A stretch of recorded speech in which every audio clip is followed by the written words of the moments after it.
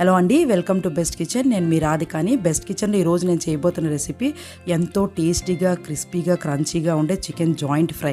ఇది చాలా టేస్టీగా ఉంటుందండి. రసంలోకి, సాంబార్లోకి అయితే సూపర్గా ఉంటుంది. తప్పకుండా ట్రై చేసి చూడండి. ఇది చాలా తక్కువ ఆయిల్తో ఎంతో టేస్టీగా చేసుకోవచ్చు. నా ఛానల్ తప్పకుండా సబ్స్క్రైబ్ చేయండి. ఈ రెసిపీ నచ్చినట్టయితే మీ ఫ్రెండ్స్కి షేర్ చేయండి. పక్కనే ఉన్న బెల్ ఐకాన్ని ప్రెస్ చేయండి. దానివల్ల మీకు నా రెసిపీస్ నోటిఫికేషన్ వస్తుంది. దీని తయారీ విధానం, కావాల్సిన పదార్థాలు ఇప్పుడు చూద్దాం. ముందుగా ఈ విధంగా 4 పెద్ద సైజ్ చికెన్ జాయింట్ ముక్కలు తీసుకోవాలి. దీన్ని శుభ్రం చేసుకొని ఈ విధంగా మధ్యలోకి ఘాట్లు పెట్టుకోవాలి. ఇలా ఘాట్లు పెట్టడం వల్ల మనం పెట్టిన మసాలాలు బాగా పడతాయి. ఇప్పుడు ప్రాసెస్లోకి వెళ్దామండి. ముందుగా ఒక మిక్సింగ్ బౌల్ తీసుకోవాలి. ఇప్పుడు ఇందులో టేస్ట్కి తగినంత సాల్ట్, స్పైసీకి తగినంత కారం, కాస్తంత పసుపు, గరం మసాలా పొడి, చికెన్ మసాలా పొడి, ధనియాల పొడి, జీలకర్ర పొడి, 1 స్పూన్ అల్లం వెల్లుల్లి పేస్ట్, 1 లేక 2 స్పూన్ల వరకు కార్న్ఫ్లోరు, 2 స్పూన్ల ఆయిల్. ఇది తప్పకుండా వేయాలండి, స్కిప్ చేయకండి. ఒక అరచిక్క నిమ్మరసం. ఈ విధంగా మిక్సింగ్ బౌల్లో అన్నీ వేసుకొని కాస్తంత కొత్తిమీర కూడా వేసుకోవాలండి. దానివల్ల ఫ్లేవర్ చాలా బాగుంటుంది. ఇప్పుడు వీటిని ఈ విధంగా కలుపుకోవాలి. ఇది కాస్త గట్టి మిశ్రమంగా ఉంది కాబట్టి కాస్తంత నీళ్లు ఇందులో కలుపుకొని ఒక ముద్దలాగా, పేస్ట్ లాగా తయారు చేసుకోవాలి. మరి ఎక్కువ నీళ్లు వేయకుండా చూసుకోండి. ఈ విధంగా ఉండాలండి కన్సిస్టెన్సీ అనేది. అంతేనండి, మనకి ఇప్పుడు చికెన్కి మిశ్రమం రెడీ అయిందండి, స్టఫ్. ఇప్పుడు ఈ మిశ్రమాన్ని ఈ విధంగా చికెన్ ముక్కల మీద ఈవెన్గా స్ప్రెడ్ చేసుకుంటూ పూసుకోవాలి. మొత్తం ముక్కలన్నిటికీ బాగా మసాలా పట్టినట్టుగా చూసుకోవాలి. మనం ఘాట్లు ఎక్కడైతే పెట్టామో ఆ ఘాట్లో కూడా స్టఫింగ్ చేసుకోవాలి. దానివల్ల చాలా టేస్టీగా ఉంటుంది జాయింట్ ఫ్రై. ఈ విధంగా మొత్తం ముక్కలకి స్ప్రెడ్ చేసుకుంటూ మసాలాలని పట్టించుకోవాలి.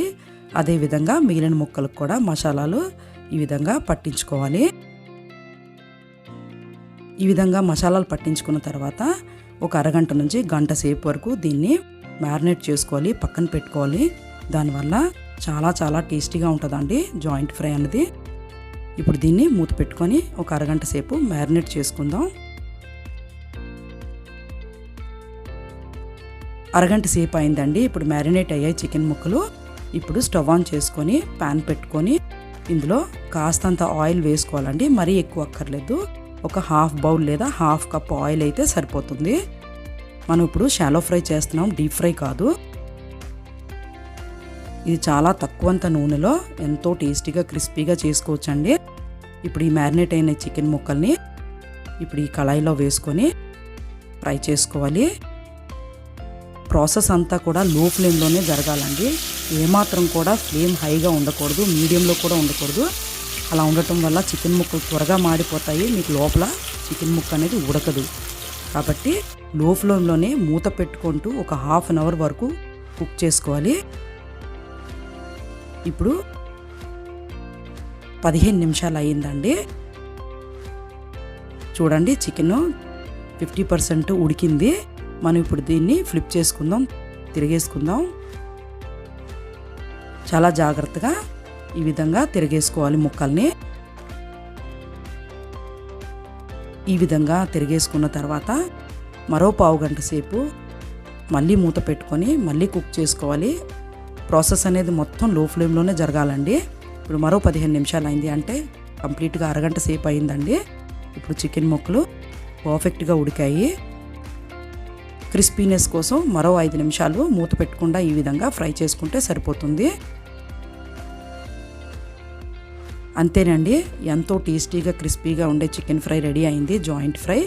ఇప్పుడు మనం ఈ విధంగా సర్వింగ్ ప్లేట్లోకి తీసుకోవచ్చు. ఇదే విధంగా అన్ని ముక్కలను కూడా అదే ఆయిల్లో ఫ్రై చేసుకోవాలి. అంతేనండి, చూడండి ఎంత బాగున్నాయో, గోల్డెన్ బ్రౌన్ కలర్లో. ఇది రసంతో, సాంబార్తో చాలా బాగుంటుంది.